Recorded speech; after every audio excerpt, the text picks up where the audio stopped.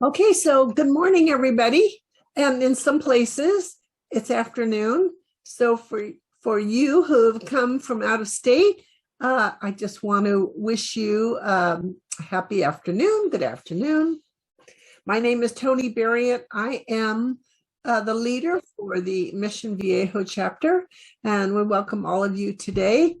I do want to make it clear that this meeting is being recorded, and I'm going to be posting it on the YouTube channel, on the chapter's YouTube channel. Next slide. Okay, we do have down below, there is a toolbar, and you'll notice there's the chat. And if you click that, it opens up and you can type your questions. Any messages you want to send to anybody, you can send it individually, or you could by clicking on the where it says everyone, the little carrot, upside down carrot. You can press that and find the name of who you want to send a message to, or you can leave it as everyone if you have a question. That's the ideal place to put it. Okay. HLAA does not endorse any single product or service.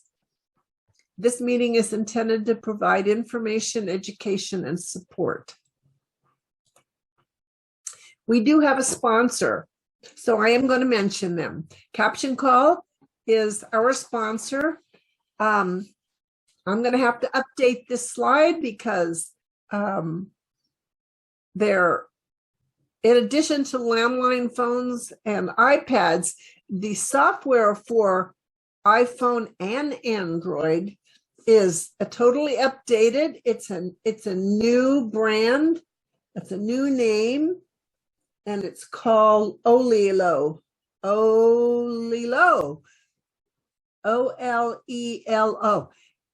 And so far, it's become one of my favorites because not only does it caption your caller, it captions you. So it captions the entire conversation, what they said and what you said.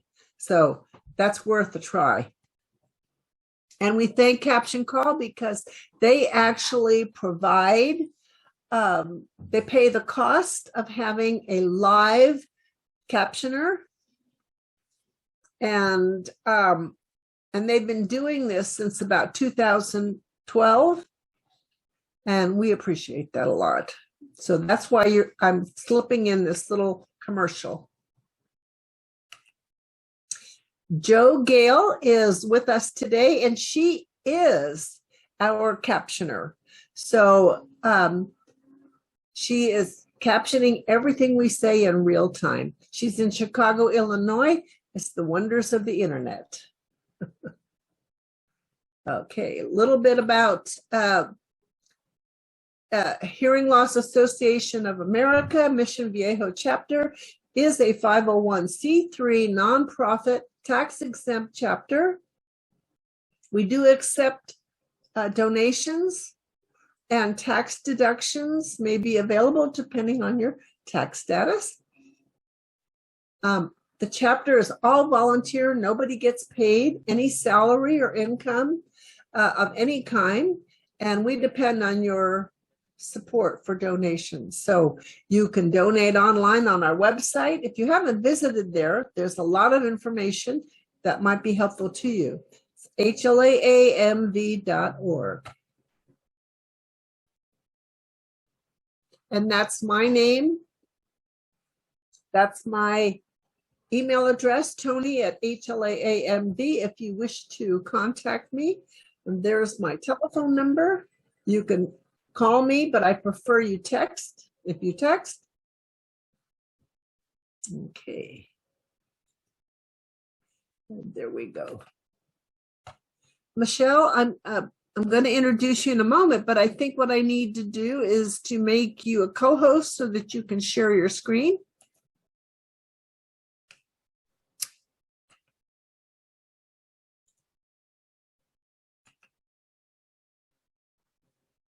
Okay.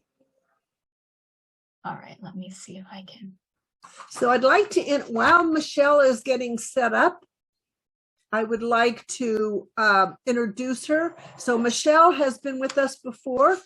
I should say Dr. Kapolowicz. I think that she's deserving of calling her doctor, but I think of her as a friend, and a friend actually to all of us with hearing loss. And she's a special assistant at the Center for Hearing Research, Hearing and Speech Lab at the Department of Otolaryngology, Head and Neck Surgery at the University of California, Irvine. She is an auditory neuroscientist. Wow, that's a mouthful. She's recently completed her postdoctoral fellowship at the Center for Hearing Research at University of California, Irvine. And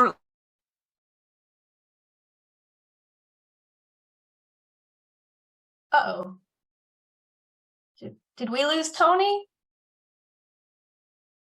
okay. We did. Oh, there she is. She's back. Okay, hold on. Zoom quit expectantly. You're still on, Tony. I'm still on. Yeah, you got out for a second, but you're back now. And everybody else is with us?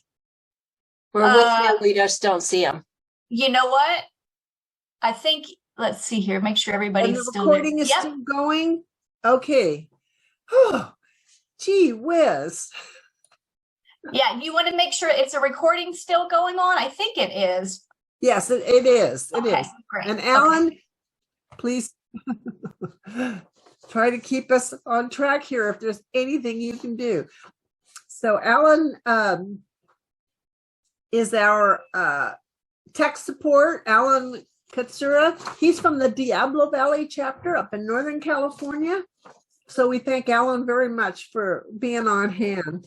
And if something happens to my internet, he can take over for me. So anyway, until I can get back, keep us all together. All right. Today, she's going to narrow her report on research that she's been doing. She's going to narrow it down to breaking down the barriers to understand non-native speech. Okay, she's sharing that right there. And so, Michelle, thank you for being here. And please continue. You got the stand, you got the stage. Okay, well, thank you all for having me again. I always love coming to speak with everybody here. So I really appreciate the time to share the research with you. I mean, as she said, yeah, a lot of the research I've been doing actually since I was a PhD student is involved with looking at how listeners are able to understand people who we perceive as speech coming from another country, and they're speaking English here. So we call this non-native speech or foreign accented speech. And I'm going to talk about how we can do this as listeners. So actually, for some reason, Tony, my slides are not advancing. I think my screen is locked up for some reason. I can't. Do you want? Okay. Let me stop sharing and then try to reshare. Stop sharing and then, yeah. Yeah, something happened after we did the. Okay. So let me try this again. Oh, I'm sure everybody will be very patient. Thank you all. And then I just want to make sure I can turn on the share sound is on already. Okay, great. So I do have some sounds in here. Okay. Yep, now it's working. Okay, great. So everybody can see the slides okay? Yes. Okay, great. So first I'm going to talk to you generally about something we call talker variability, because that's very important to this process. And then we'll talk about a specific kind of talker variability, namely how, non-native speech and how we adapt to that. And then I'm going to follow that up with how people who have cochlear implant users might actually struggle with this process to a greater extent than the rest of us. And we'll finish that with a Q&A session. But I do want to say, if at any point during my talk, anybody wants to interrupt, as always, feel free.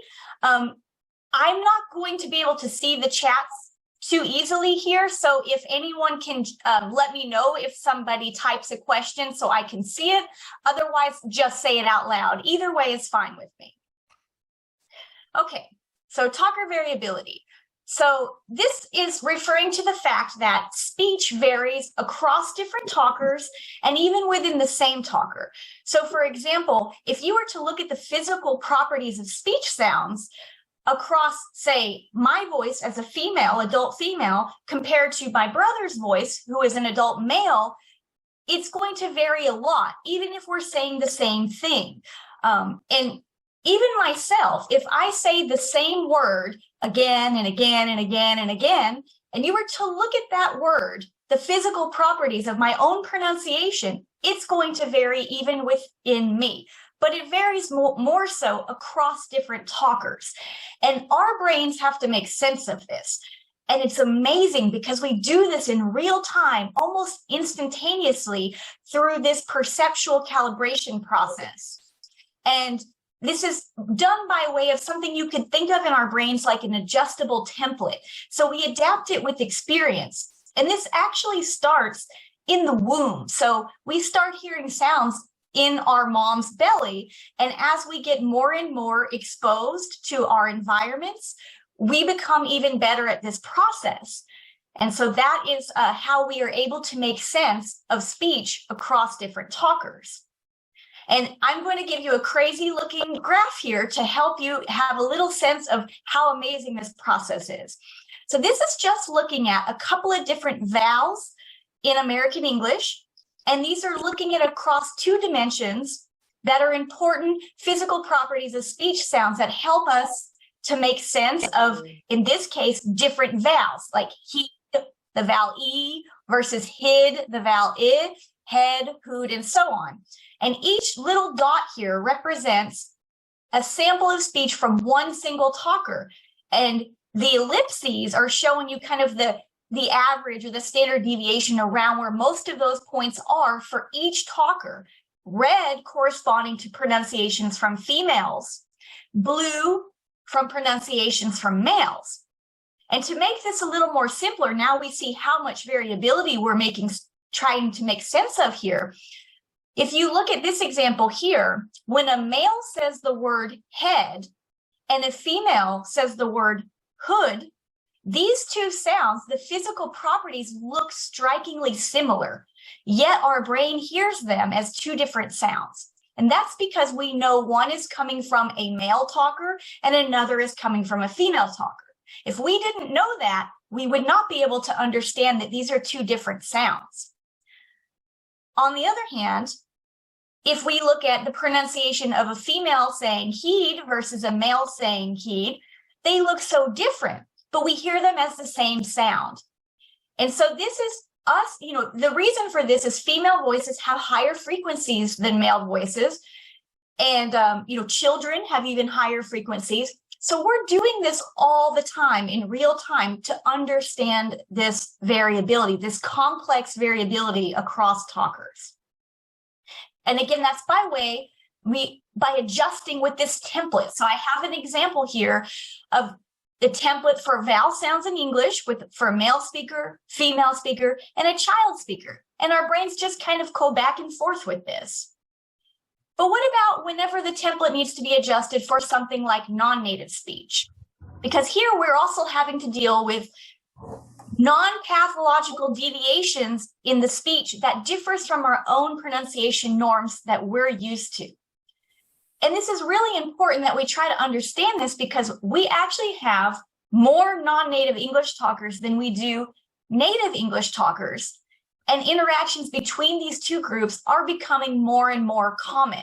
So if I asked all of you here, if any one of you has ever gone your whole life without ever speaking to somebody who comes from a different country speaking English, I have a feeling not one single person would be able to say, oh, that's me. because we all encounter this work, in our daily lives, going out to restaurants, even maybe our friends, perhaps even our family members. Michelle, So this is, yes, ma'am. could I ask you just to slow down your speech a little bit? Absolutely. Always ask that. Thank you very much. Thank you. Sure. Yeah. If I do, please tell me again. So yeah, so this is something we always encounter. We can't get away from it, and we should not want to get away from it.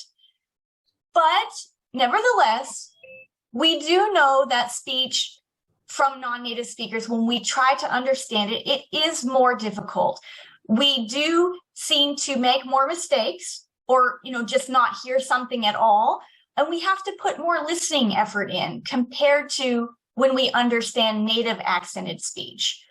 And the reason for this is because when a non-native speaker is saying something, the production of that speech is more variable, meaning there's less systematic patterns across that speech compared to native speech. This is a crucial difference between people who have regional dialect differences compared to dialect differences coming from a non-native accent. So if somebody is from Boston and somebody is from North Texas, they're going to sound different, but that process for us to understand is much easier. And that's because there's more systematic differences. So we can see the pattern very quickly of something that sounds different than we're used to with a regional accent versus when somebody with a non-native accent is speaking. So they may not pronounce something the same way every time, and that's what makes it harder. So that's a good distinction to keep in mind. The adaptation process is harder for non-native speech. But the good news is that we can adapt. So this is what I'm going to talk to you today, is that a lot of times we think about the role of the talker and what they need to do to help the listener. But actually, the listener brings a whole lot to the table ourselves that we can do to make this communication process go more smoothly. And I'm going to talk about some of those findings from my own research as well as those of others. So how do we adapt to non-native speech? So first, I'm going to focus on a kind of adaptation that I am particularly interested in my own research, and this is called talker-dependent adaptation. That means you adapt to that same talker over time as you become more exposed to hearing their voice. And this process allows us to very quickly adapt, meaning maybe in a single short conversation or even in a few sentences. And normal hearing listeners can easily adapt to talkers that they're familiar with when they share the same native language. And I want to know if this same benefit can apply when we perceive non-native speech. So to do that, the first thing I did was I tested listeners hearing one talker who has a Mandarin accent, so Mandarin accented English, and I have listeners hearing this talker over time. So on this graph, what we're looking at is on the y-axis, that's how good people are doing with the task. So the higher the score, the better they're understanding the speech.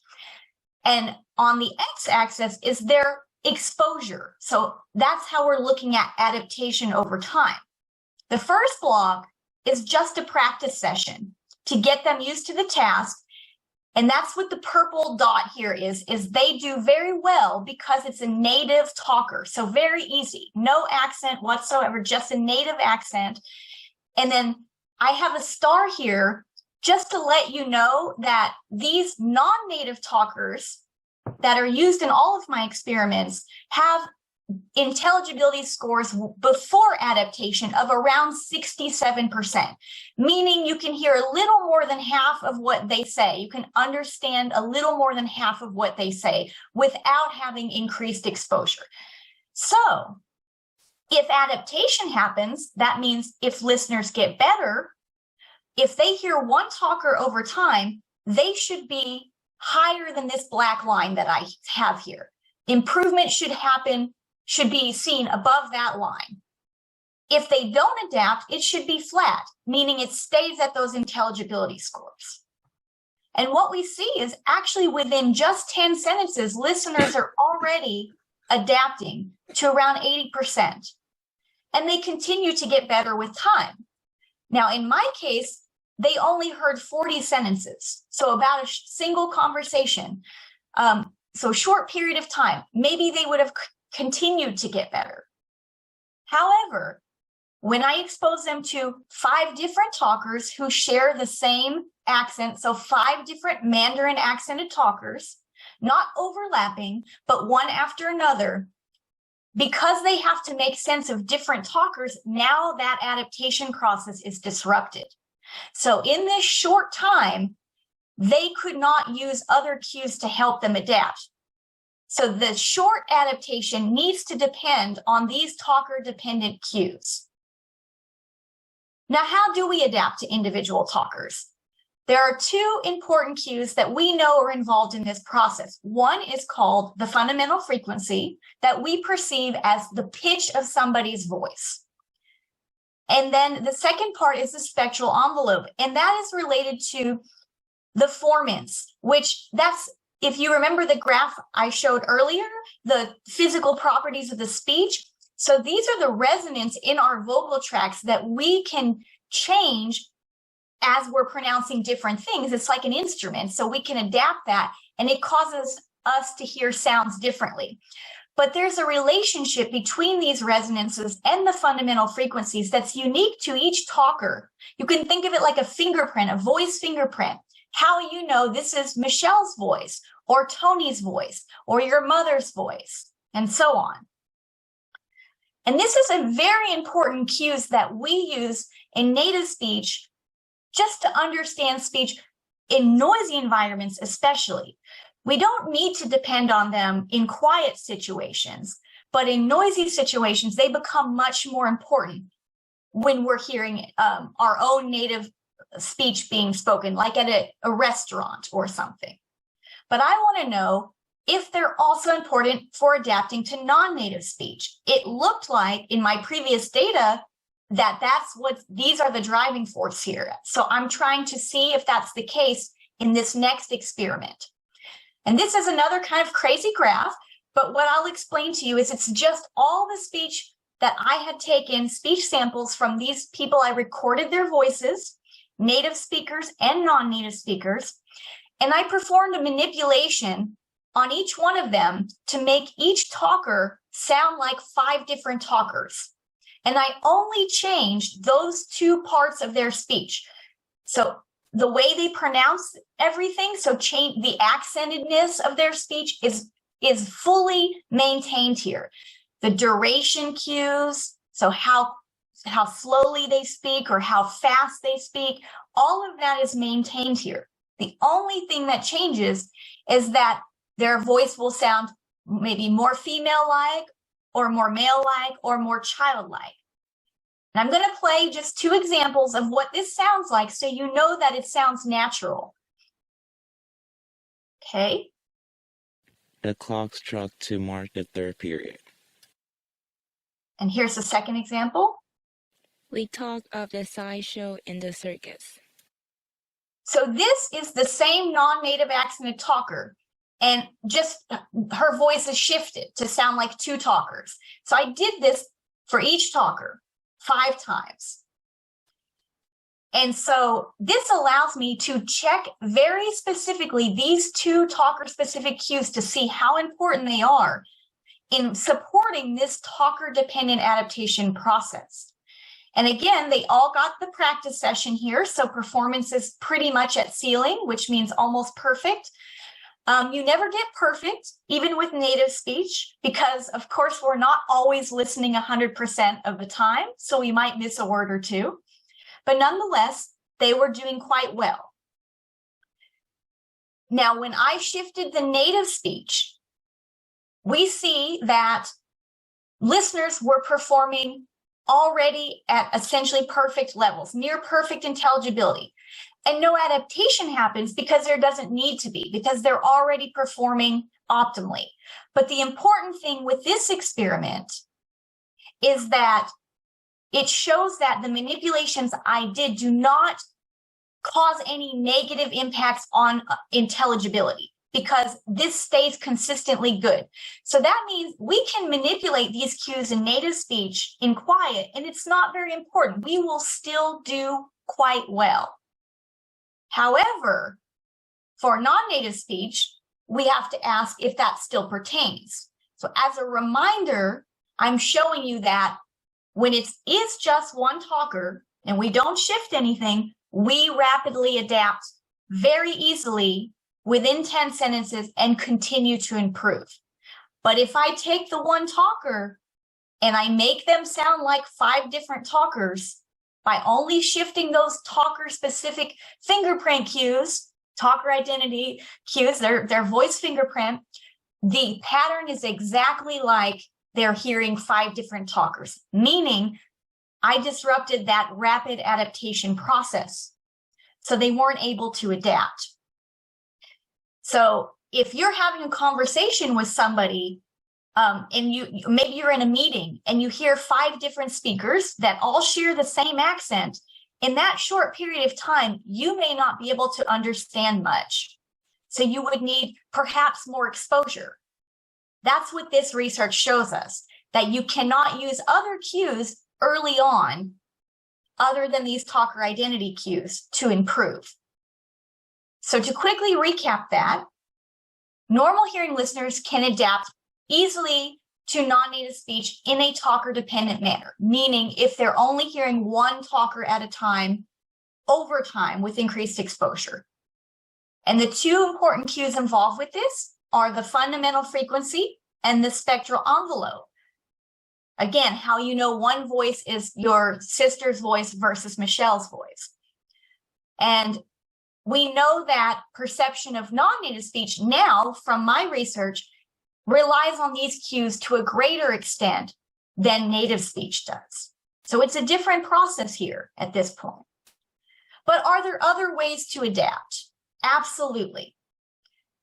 So one way is accent-dependent adaptation. And many people have done this research. I'm just showcasing one group from Melissa Baysberg and her colleagues.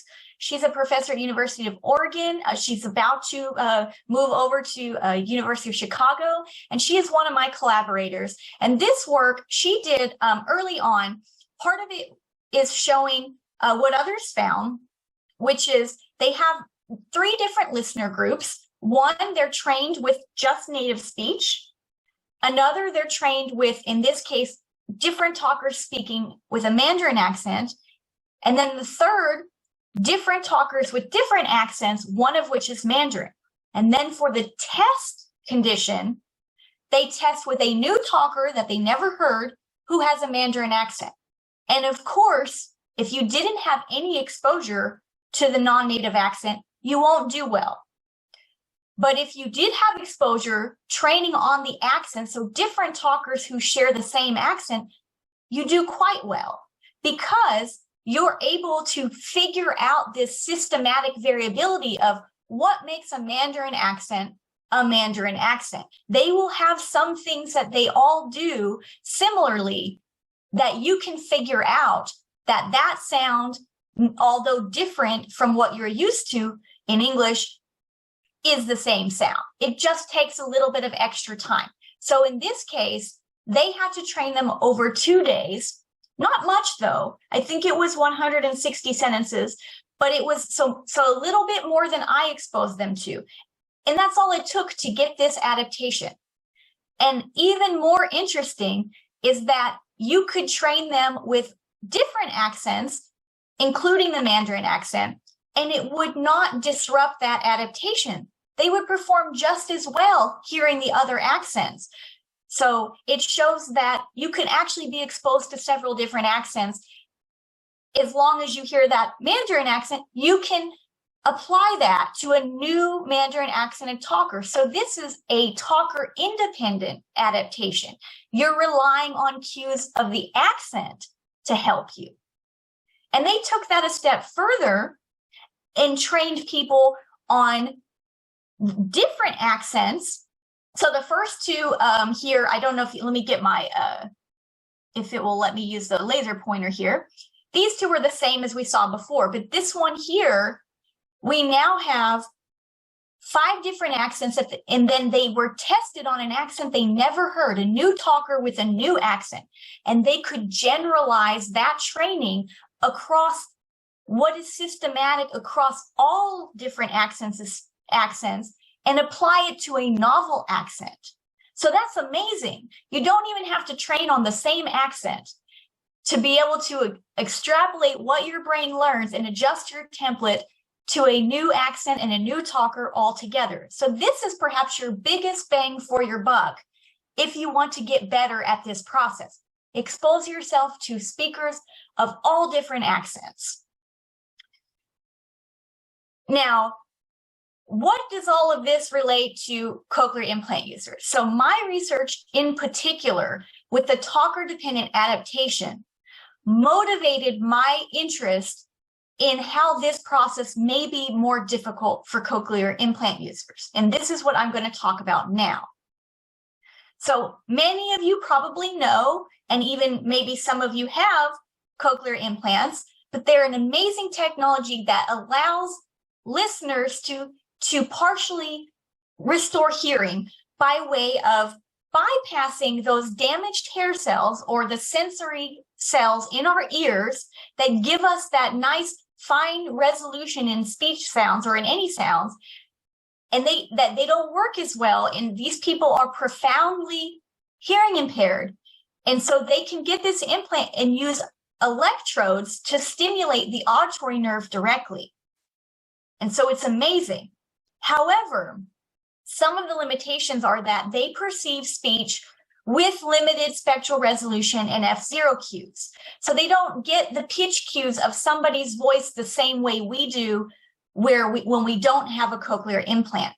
And because they only depend on about 8 active electrodes at a time, as opposed to thousands of hair cells at a time, the spectral resolution that gives them the other ability to hear that spectral envelope cues is also a little diminished. So talker identity cues here are diminished in cochlear implant users. And we know that even for native speech, when CI users are having conversations with different talkers, it's harder for them than for those of us who don't have cochlear implants. So I wanted to know, given this, are they able to rapidly adapt to non-native speech? So what we're seeing here is quite similar to before. We have how well they understand on the y-axis. And now I have 3 different listener groups, and I'll explain those as we go through this. We have where they hear only one talker over time, one non-native talker over time, versus 5 different non-native talkers. And now for adaptation, we're going to look at the first block compared to the last block and see if they improved. And so this is, we're looking at these violin plots here. So you see all the data, and you can see the median performance and the first exposure session and the last exposure session. And this is rapid adaptation. Again, 40 sentences. So for normal hearing listeners, that's this right here. When they hear one single talker, they adapt, just like we saw before. And some can even get to pretty much 100%. But again, for when we rapidly adapt with 5 different talkers, so that is the accent-dependent adaptation. If you don't get enough exposure, you cannot adapt. You can't become better with time. And so I took, before testing CI users, I tested normal hearing listeners in a CI simulation to see if they could adapt. I thought, because this CI simulation limits those cues, those important talker identity cues, I thought I would not see adaptation here, but I did. But it was minimal. It was not to the level we saw for the unprocessed speech. And again, no adaptation in the multiple talker case. But for cochlear implant users, we saw no adaptation in either single talker conditions or multi-talker. So it means even hearing just one talker did not help the cochlear implant users. So this suggests that in the course of a single conversation, cochlear implant users are really going to struggle to understand that talker over time. And one could argue, and I thought about this, that part of the struggle that they may have could be just due to their ability to use their device at all. So a way to assess that is looking at how cochlear implant users understand a single native accented talker in quiet, the easiest condition possible, and look at those scores of intelligibility and see if it relates to their ability to adapt. So you would predict that if they do really well with native speech, maybe they would do better with adapting to non-native speech. And conversely, if they did not do well in native speech, of course they will not do well for non-native speech. And I do see a relationship here, which is what this line here shows. So that somewhat supports that. However, if you look closely, I have this black line here, which shows you that anybody below this line got worse with time. Anybody on the line didn't change at all.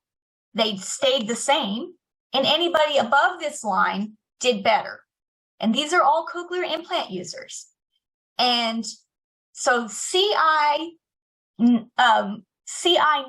this participant here, did very well for native English speech. No problems, pretty much 100%. But this person didn't adapt any better to non-native speech than CI11, who only got 70% intelligibility. So it doesn't seem like this explains very much of that. And in fact, this person, CI18, 70%, also got better here. But oh, sorry, I can't read. That's CI16, I believe. Or no, I can't read it, sorry. But this one, oh, CI8. This is CI18. They got 80%, but they did worse. So it's more complicated than that. In fact, it seems like, again, most of the driving force is these talker-dependent cues, not necessarily how well they do in the simple listening condition. And another point that we should consider is the ability to detect whether or not a talker even has a non-native accent. We know that being able to detect a talker's accent aids with this adaptation process to non-native speech. So this template that I mentioned before that we need to adjust in real time is not going to happen. We're not going to adjust that if we don't know if a talker has an accent. We will think it sounds fine. We don't need to adapt, right? So we don't try harder. We don't put the listening effort in to change that template. And so I tested, I'm not showing the data here, but I tested in CI simulated speech, normal hearing listeners hearing this, where those talker dependent cues are limited. And they did very well for native speech. They could easily understand a native accented talker was a native accented talker, but they could not understand whether or not a talker was non-native accented. So they had trouble telling if a speaker had a non-native accent, but not if they had a native accent. So that led me to want to know how well CI users can detect this. And right now, this is just preliminary data that I have not published, but what I see is for normal hearing listeners, native or non-native, pretty much 100%. I will tell you only one person missed getting it right for one non-native speaker. Otherwise, everything was 100%. And for cochlear implant users, they did pretty well for native speech, 80%, but they were at chance, meaning guessing, because the choice was yes or no, native or non-native speaker. And they did around chance for non-native speech. And I think it's important that I mention here, all of these talkers were rated as having a heavy foreign accent, meaning it was very easy for native listeners to know they had an accent. So that should be the easiest case to know you need to calibrate because you hear that accent. But CI users could not hear it as well, or maybe at all, because it was at chance performance. So I will say the interest here is trying to figure out if this relates to their ability to adapt.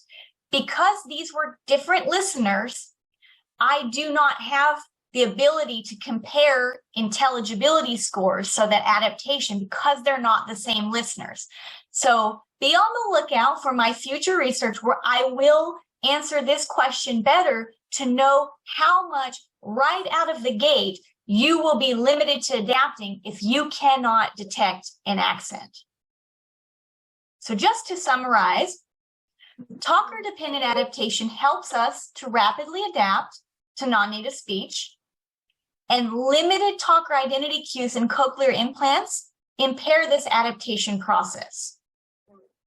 We still don't know what strategies may help CI users with this process. For example, the accent detection. And what about training paradigms where we expose CI users to many talkers who share the same accent? So if they get increased exposure to several different talkers with the same accent, because they can hear timing cues pretty well in the CI, and they can hear some of these accent differences in the pronunciation. If they get more exposure, they can pick up on that and maybe learn those patterns to help them. This hasn't been studied yet, but it needs to be. And also, maybe it's even better if we have training paradigms to allow CI users to get extra exposure to people with all different kinds of accents. Perhaps the systematic variability there will be more generalizable to any accent, just like it is for normal hearing listeners. Again, these training paradigms require a little bit more time than talker-dependent adaptation, but it seems worthwhile to try that. And now I added a few other slides here for some of you out here who might be interested in wondering about the role of attention. And so this is just a quick consideration, because attention is certainly important in that listening effort that is required to adapt to non-native speech. So it helps us to say, hey, we need to pay attention to some sound. And in this case, a non-native speaker, that we want to better understand speech. And we know that as we get older, not only do we get worse at our hearing abilities, our auditory input becomes degraded, but we also have an overall loss of attention that happens. And that contributes to some of the hearing problems we have as we get older, even if we don't have diagnosable hearing loss. So if we seem to have normal hearing when we get our ears checked, but we still have problems, some of this is due to the loss of attention. So that inevitably causes age-related loss of speech understanding. So how much of this might impair non-native speech? Adapting to that. So I'm going to present findings from Bieber and Gordon Sallant from University of Maryland, and they looked at that accent-independent adaptation. So meaning training on several different accents and then hearing a new one to see if the adaptation can generalize to that new accent and new talker. And they found, this is positive for all of us here, they found that after training on different accents, similar increases in performance for that novel accent were found for all listener groups, young adults with normal hearing, older adults with normal hearing and older adults with hearing loss. So that means if we put this effort in, we all have the ability to improve. They didn't test CI users. So that question is still needs to be researched. They also found another positive finding, which is that of course, at first, you have to put more listening effort in, but with more time, your amount of listening effort will decrease, meaning it becomes easier with increased exposure to adapt. You don't have to try as hard with more exposure. They did find also that there was a relationship between working memory ability and speech recognition. So if you had worse working memory ability, then you did worse with speech recognition. If you had better working memory skills, you did better with speech recognition. So this is a facet that needs to be considered. Another perhaps negative finding is that the improvements they found were short-term. So this suggests that we all need to have continual exposure to non-native talkers to maintain this. So it will go away if we train and then just forget about it, and then several months later, we encounter somebody with a non-native accent. We won't be as good again unless we're doing this regularly. So just, if you remember anything from the talk today, I have a few take-home points, which is that we as listeners can bring a lot to the table to improve this communication process with non-native talkers. And we should embrace our opportunities to engage in conversations with all different non-native talkers in any chance that we can. And yes, it can be hard at first, but it does get easier with time. So with that, I would like to thank my collaborators on this work. I have been doing this work from my PhD through some of my postdoc research. So I'm so grateful to have my collaborators on board for that, as well as my wonderful research participants, our research assistants who helped collect the data, and all of our participants. So with that, I would like to open the door for any questions.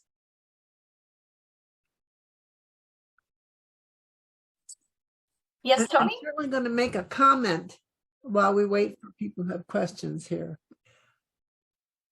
It seems like more and more and more we need to talk to non-native talkers. We need to listen to them. Yes. We talk to them, but we need to not only listen, we need to understand what they're saying. And this couldn't be more evident in our medical and health communities. Oh, yes, absolutely. Yes. And it's critical that we understand clearly. I know a lot of people who have uncorrected hearing loss, or they're not hearing as good as they could, and they're misunderstanding things in the medical community. They don't understand, or they're embarrassed, they get confused, and they just sort of pass it on. They don't get specific information. And that's a hard issue to address, but that is where we're at. And so it's so important for us to learn how we can better understand them. I know one thing that I do, and I ask them to slow down. It seems to me they do have a tendency to talk too fast. All young people, Michelle, seem to talk too fast. Yes. Yeah. No, this is true. Yep. And when you ask somebody to speak a little slower, not a turtle speed, but not a jackrabbit speed, but somewhere in the middle, they have a tendency to then enunciate. Just almost, it goes with it if they really make an effort to slow down. And in that slowing down, it gives us more time to process. Yes. Yep. That's exactly right. Especially, I think, for CI users where that extra processing time is even more important. Yeah, absolutely. One interesting point to know about non-native speakers is they already speak more slowly than native speakers, because for them as speakers, that takes extra effort because they are speaking a language that's not their own. And that can help as well. So unlike me, where I can be speaking too fast, sometimes if you pay attention, you might encounter non-native speakers. We can measure this in the lab, have a slower speaking rate. And that seems to help as well. It can help. It can also hurt though, because if you're used to hearing speech at a certain speaking rate and it slows down, sometimes that can also contribute to the problem. We have before I get the Alan. first, Yes, Michelle. yeah, before you have I a get question? You have another Michelle. Before Michelle does this, I wanted to address, Alan had said he didn't see my video, but my video was on. So I wanted to ask if everybody else could not see me during the talk. Your slide is not on, which I don't think we need right now, but when I gave my talk, just fine. Yeah. So Alan, I don't know why during the talk you couldn't see me. My camera was on, so I apologize for that if it didn't show me. Yeah. Okay. Well, we had a little bumpiness, when we had that little outage. So I know a couple of people had to log off and log back on. So, but I think we're all good now. So Michelle, perfect. Okay. Hi, Michelle. Frisbee. Yes. Hello. And thanks for including us all over the country. I'm in Wisconsin. And I think I might have attended some of your Zoom sessions during COVID. And so I still get your emails, or I think I saw it on the HLAA leaders board or something. Anyway, glad to be here. I just want to share a quick experience and then ask a question. So I'm not sure if I heard everything because I got a phone call during the middle of the meeting, so I missed a little bit. Sure. But I was traveling recently to Italy, and as hard as it is, I have bilateral CIs, by the way, cochlear implants. So, and been hard of hearing most of my life. So anyway, I do pretty well with the CIs, but obviously we all know foreign people speaking are really hard to understand, even if they are speaking English, because they have their accent. And even though I love listening to foreign speakers, I don't know, especially Italian, for some reason, I love listening to the Italian speakers. And I was traveling in Italy, and it was a group, and we had a guide that was with us all week, a female.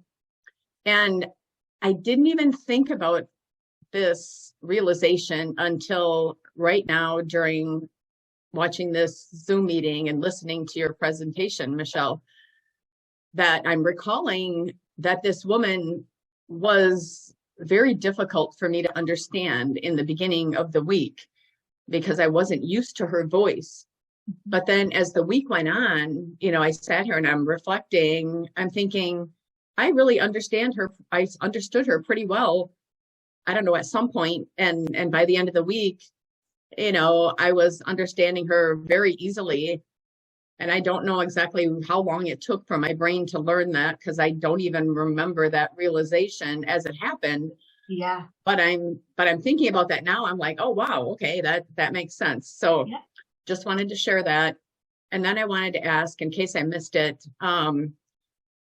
does any of your research involve neural pathways? I've been hearing a lot about that lately, and I'm wondering if this whole training our brains to listen to non-native speakers, does that involve retraining our neural pathways? And then also I'm wondering if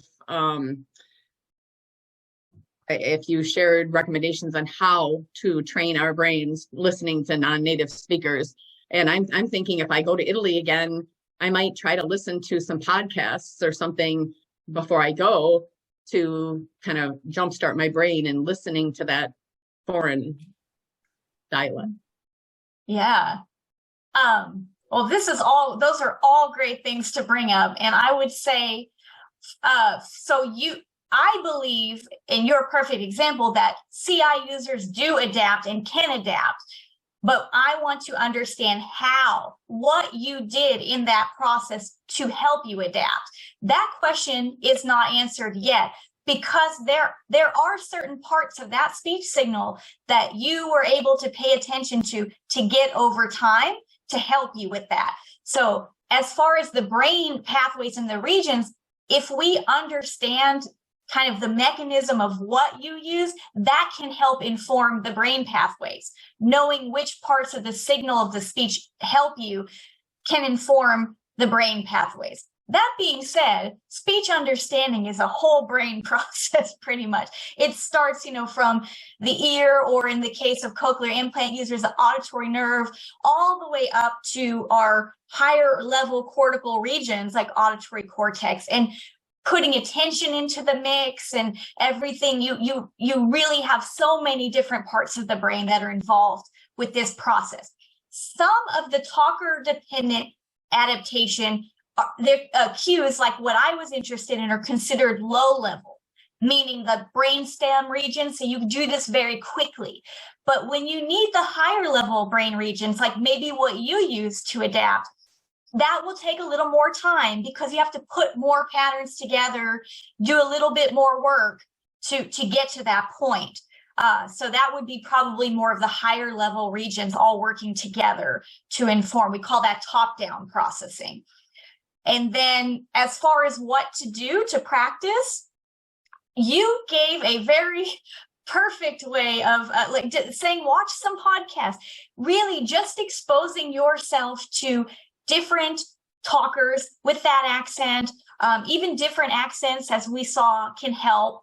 But, if you plan to go to Italy again, you already had some exposure, and it was one talker that you heard most of the time, and you still adapted to that talker. So I think that is a great plan, to listen to some podcasts on that. And this applies to everybody. And like Tony said, we are all going to encounter non-native speakers, especially going for, the doctor's office, or having to make a phone call and speak to a representative on the phone for something.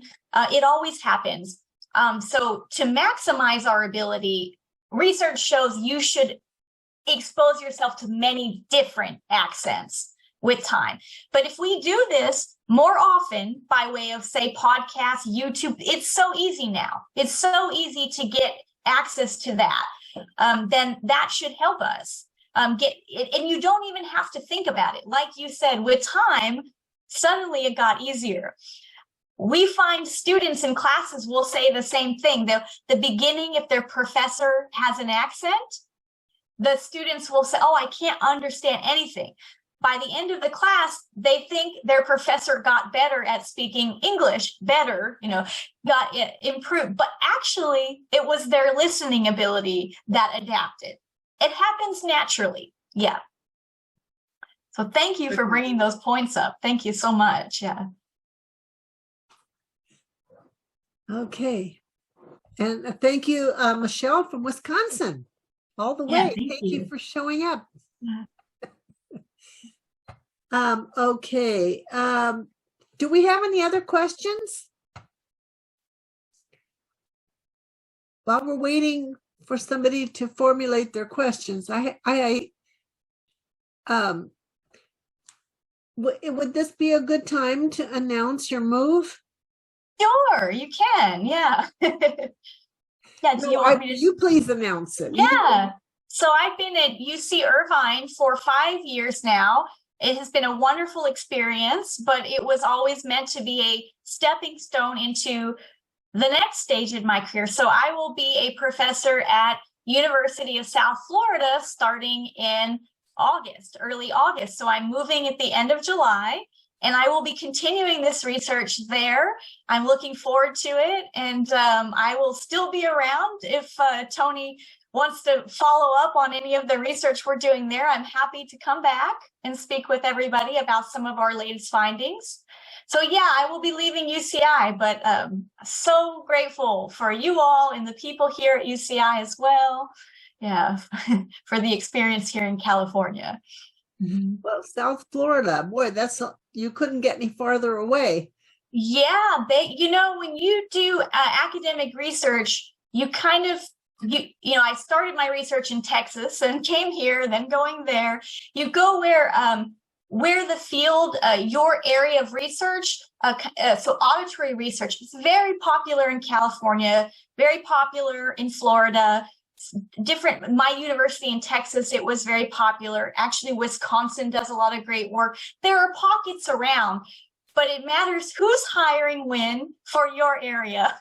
And so sometimes you don't know what's going to be out there. But I will say I was picky in where I applied. In University of South Florida, like UC Irvine, they're amazing for the auditory research that they do there. They have they actually have an audiology program. We don't have that currently at UCI, but they have there. I'll be teaching in the audiology department. So I'm looking forward to working with those students and learning from them as well and getting better at the clinical work myself.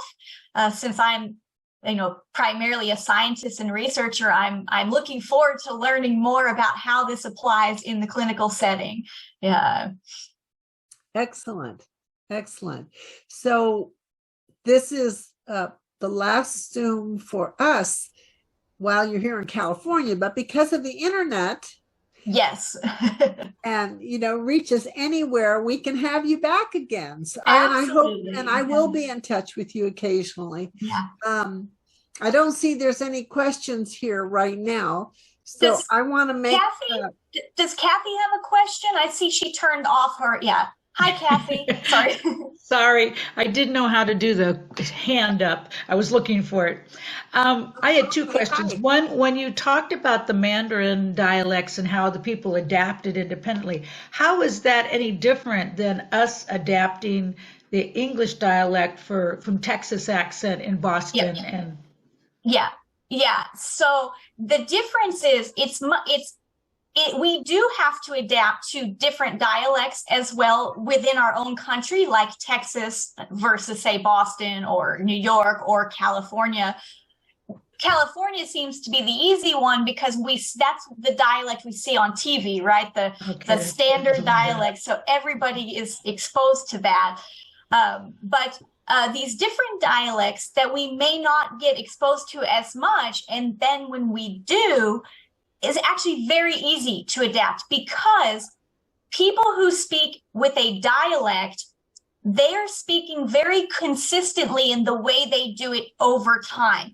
That means their speech doesn't vary across each utterance. So in Texas, I'm going to use this example because my family, we grew up in a small town. Instead of saying I, maybe say ah, right? But they will always say ah. And so ah means I, right? And whereas if somebody is coming from a non-native accent, they're not going to pronounce it exactly the same way every time. So that makes it harder for us. So the non-native speakers have a little bit more trouble being, stable and consistent in their pronunciation, because they're constantly fighting with that influence from their first language coming in. Mm-hmm. So that's why. So that makes the listening process a little bit harder for us, because it's not always the same difference, if that makes sense. Mm-hmm. Yeah. Okay, I had a second question. I have a friend that has a cochlear implant, but only in one ear. Yeah. Is some of your research with the one ear? Because he has had a very hard time. He said it's still gobbledygook, and it's been a year and a half. Yeah, it would depend on the hearing in the other ear. So when I did my research, if they only had one implant, we had them use an earplug for their better ear so that they were only hearing with the implant. So the the hearing with both the implant and non-implanted ear could be a different scenario. Perhaps they have more of an advantage because they may have access to those low frequency talker identity cues, like that fundamental frequency that we perceive as pitch. That could actually help them if they don't have a CI in the other ear. But it's competing with the sound coming in the CI ear. So they also have to deal with that distortion. And so that hasn't been researched, but that's a very interesting question. I blocked the other ear, so I don't know the answer to that. Yeah. His theory behind, both of his ears are compromised, but his theory behind getting only the one ear is that he lives by himself. And he knows that when you get the implant, you have absolutely no hearing left. So what he was afraid that, since, say, someone was yelling fire or get out, he wouldn't hear it at night because he takes the implants out. Yeah, that's a great consideration. Absolutely. So I think it's very understandable that he did that. And also, if he has some of that, that residual hearing, I don't know his hearing, the kind of hearing loss he has in the other ear, but the most common is high frequency hearing loss. And these cues are more in the, especially the pitch cues are more the low frequency. So he may still have access to that. So it might help him a little bit, at least with the quick adaptation. But if he says it still sounds, messed up, again, that warrants reason to investigate that. So, Okay, thank you. I see another hand raised, I think. Is that Michelle Frisbee? Yeah. Hi, me again. Hi, Michelle. I just wondered if another question popped in my head as you're talking. When you talk about further research and drilling more down into these non-native speakers, and now it made me even think about male versus female, how different the sounds are. Do you envision that this could result in more programming capability for hearing aids? And in my case, I'm more concerned about cochlear implants. Like we have 4 programs, and then we can, there's certain things that the audiologist has to do, but then there's a few things that are within our control to be able to tweak. I would love a setting that I could just flip it and say, male, I'm listening to a male versus a female, or, do we tweak it for different dialects or foreign speakers? As far as if you have maps that help you to differentiate between male versus female, then you could certainly, if you had that, you could certainly use that. But again, those cues about different talk, like the voice cues that are each person's voice, are a little bit harder, regardless of the mapping, to get those to come across in a CI. So it's hard even with changing the map to get that, but it's not impossible. And different CI users perhaps would derive more or less benefit from that. So there would be some variability there. And as far as accentedness and different accents, I don't know that anybody has looked at that. It'd be interesting to try, like you say, if there's certain, when you were showing the graphs in the beginning about male versus female and saying the same word and they appear in different parts. I would think that could correlate to the programming in some way that, we need to, for a female, we need to boost the high frequency sounds. And for male, maybe we bring that down, whatever. Or maybe we actually need to boost the high frequency for male because that's, because that's a we harder hear one. the low frequency better, so I could see a standard program, that could do that functionality. I just wonder how hard that would be, or how. And I think it might be more feasible if, let's say, you have a spouse or somebody you encounter all the time, and you can try to tweak the map for that person. But when you think about all the variability across all the different talkers that we have to encounter, and you only usually get 4 maps, I think, that they give you. So that means it's very limited. So even if you had the ability to do that, you would still be limited to the generalizability to the greater population, I think. So that's one, I think the better way, this is just my opinion because it hasn't been researched, but the better way is trying to figure out what works, that some training paradigms that would work to make the adaptation process more generalizable for CI users with what they already have. So this way their maps can be useful in any regard, native or non-native speakers. Yeah, I think trying to figure out that the best strategy for getting them exposed, and like you learned, for example, that Italian speaker's accent. So how you did that, what it required, and is this different across individual CI users, or are all CI users able to use that same strategy? These are the things that definitely need to be researched that I plan to do when in my lab in Florida. Yeah. Good luck with that. Yeah. Yeah, thank you. Sounds like you've had your exposure to all the dialects, or you will have across the whole country. So I'm surprised you don't have a little more of a Texan slang if you were born and raised there, but you must have gotten out of it in California. I try, but also trying to speak more slowly helps to minimize. I come from Connecticut originally, so my accent changed to a Southern accent. Okay. Yeah, and then my relatives who all live in the Northeast, they always make fun of us for having the Southern accent, which is, not right. There's no difference in intelligence across accent, but nonetheless, maybe the constant picking on me from my relatives have helped me a little bit to minimize the accentedness, so it's harder to know where I'm from. But it comes out. It does come out for sure. Thank you. Thank you. Yeah.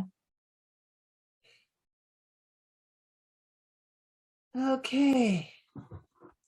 Well, this is the last chance. Anybody else? And I'm looking at all of you. So if you raise your hand like this, you count. I am going. The cat. Wendy Lou's cat has a question. This recording will be made available as soon as it's done processing. I will personally email everybody and who is registered and who attended, and so you can hear it again. And once I get it up on YouTube, I know on YouTube, if you need to adjust the sound, lower the speed, that's adjustable. And while a few of you are still here, I would like everybody to know that this is going to be the last Zoom meeting at this time. We're going to be moving to in-person meetings, and which are going to be on Fridays at 2:00 here in Laguna Woods Village. So villagers and Laguna Woods residents and their guests are invited. It's going to be a small room. It's 45 people. So we probably won't be having the meetings like we used to have of 50, 80, and 100. So, but you're welcome to come. Now, I'm going to work on trying to have a hybrid meeting. And that means people on Zoom and people in person, all in the same room together. So it is possible. I just have to figure out what equipment we need and how to put everything together. And those meetings will start in September. So it'll be the third Friday in September. But in the meantime, we're going to have a couple of get to know you kind of meetings. This Friday, 2:00, and July the 21st, we're going to have little meetings. Kind of welcome back a lot of people. We haven't had any in-person meetings since the pandemic, so we just kind of get used to getting the word out. Michelle, I don't see any questions, so I just can't thank you enough. You made this commitment to speak, and then you got this, job offer, and you had to go all the way to Florida, and I don't know if it was interviewing or your housing, or I don't know what you were doing. All of it. You're trying to get it all together. Yeah. And then you rushed back here and helped out. So I was honored. Thank you for your commitment and to participate. And it's just been wonderful. And we do want you back. We do. I would be happy to. We'll let you settle in. Thanks. Yeah. No, I'll be honored to come back and see everybody again. It will be my pleasure. Thank you. Okay. Yeah. Thank you very much. Does anybody have any questions that not relating to Michelle or her topic that you'd like to ask about meetings or anything like that? No? Okay. So I'm going to say goodbye to everybody. Hope you'll join us Friday, 2 o'clock. For those of you who are here in Laguna Woods. And yes, Michelle. Sorry, I don't mean to dominate conversation, but I just wanted to wish you well on your movement to in-person and possibly hybrid, because we did the same thing. We are now meeting for our Fox Valley, Wisconsin chapter. We are meeting in person since last fall, and we have been doing a hybrid experience. And Alan, actually, I reached out to him recently with some questions, and he kindly helped me out, helped me understand, and gave me some ideas on a few things, because it's a journey. I will say that. And we even have a meeting venue that has a built-in loop, and they put in a state-of-the-art sound system with microphones in the ceiling, which turned out to be not a good thing for us. But they think it's the next best thing since the slice of bread. But anyway, we've had a number of issues getting our hybrid and meeting experience going, but we are finally there, like 6 months later. So have patience, have perseverance, and I wish you well on that endeavor and hope it all works out great.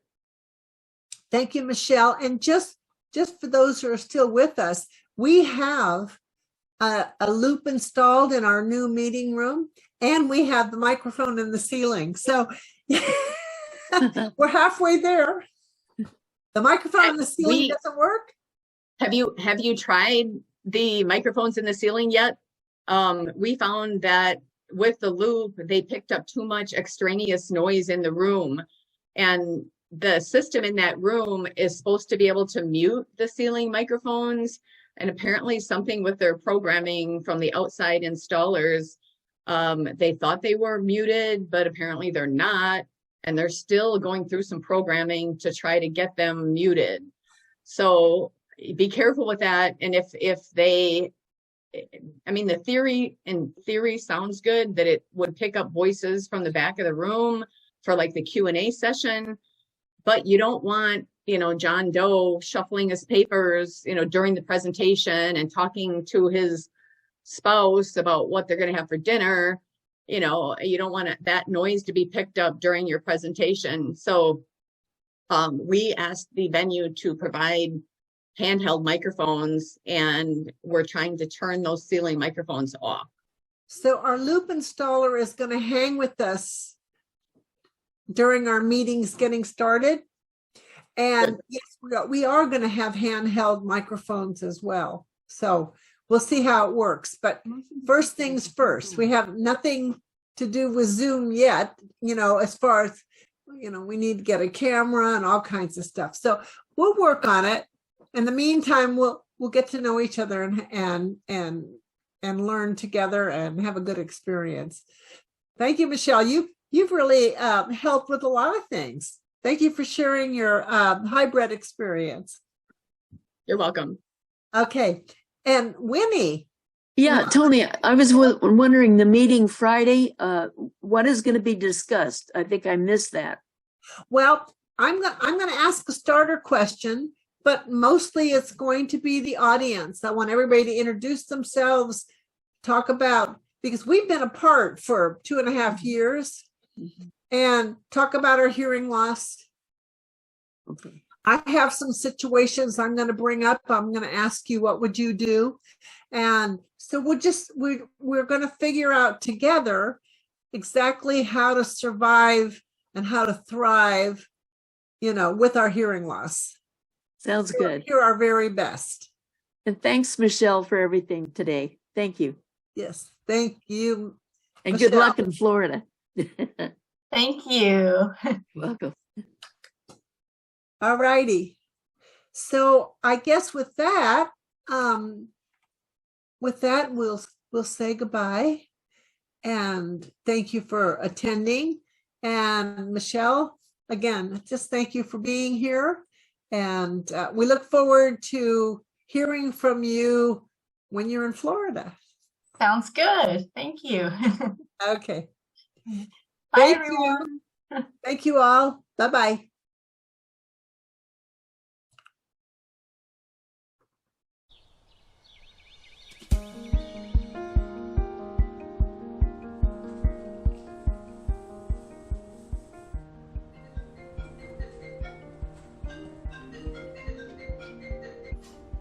Hey, Ed, I was just closing up the house. Did you forget something? Yeah, I know, I just left, but I just couldn't wait any longer. This is the one. I like to make it. Great. Let me know when they accept. I will. If I could give you a high five right now, I would. Ed, my man, you just made my day. I just high-fived myself. Thank you. Thanks, Ann. Bye.